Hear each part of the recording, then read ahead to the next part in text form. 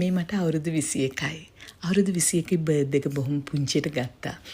එදා ගත්ත ෆොටෝස් වලින්ම මට හිතුණා මේ වීඩියෝ එක හදන්න ඕනේ කියලා.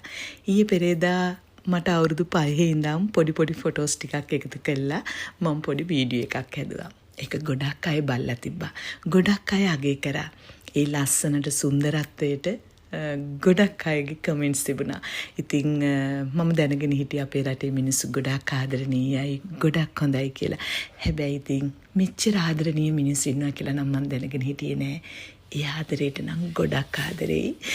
ඉතින් ඒ ඉල්ලීම් නිසාම මට හිතුණා නැවත මේ වගේ ෆොටෝස් වලින් පොඩි වීඩියෝ එකක් කරන්න ඕනි කියලා. මම ගිහලා මගේ ඇල්බම් ටික බලනකොට ඇල්බම් ගොඩාක් සවුත් වෙලා වතුර ගිහිල්ලා ඒ කාලෙකින් අපි ඕව ඇදලා ආයෙත් බලන්නේ නැහෙනේ.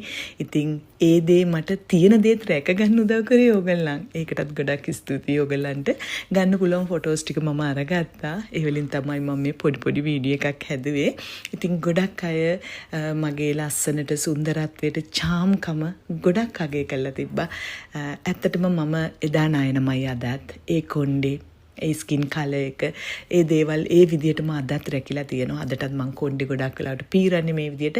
මොකද ඒ ස්වභාවිකත්වයට ඒ ලස්සනට මං හරි ආදරේ කෙනෙක්. මගේ දේවල් මම ගොඩාක් රැකගෙන තියෙනවා. ඒ නිසා මම දන්නවා අනිත් කෙනාගේ දේවලුත් රැකලා දෙන්න.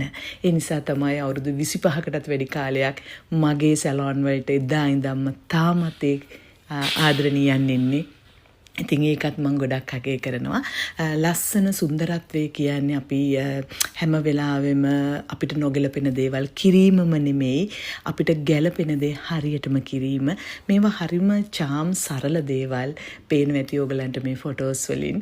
මේවා ටිකක් පරණයි, අවුරුදු 30ක් 35ක් වෙනවනේ දැන්. ඒ නිසා කලර්ස් චුට්ටක් ෆේඩ් වෙලා ඇති. මේ තැනට එන්න මේ දේවල් කරන්න මිනිස්සු අපිට ගොඩාක් උදව් කරා. ගොඩාක් ආදරය කරා. කැමරාමන්ස්ලා පත්තර වලින් විවිධ දේවල්. මේ සෝෂල් මීඩියා තිබෙන්නේ නැහැනේ අද වගේ. අපි අපේ ගමන නතර කරපු තැනින් තමයි සෝෂල් මීඩියා පටන් ගත්තේ. ඉතින් එදා මිනිස්සු ගොඩාක් දුක් විඳලා තමයි අපිව තැනකට අරන් ගියේ. ඒ ආදරේට ගොඩාක් ආදරේ.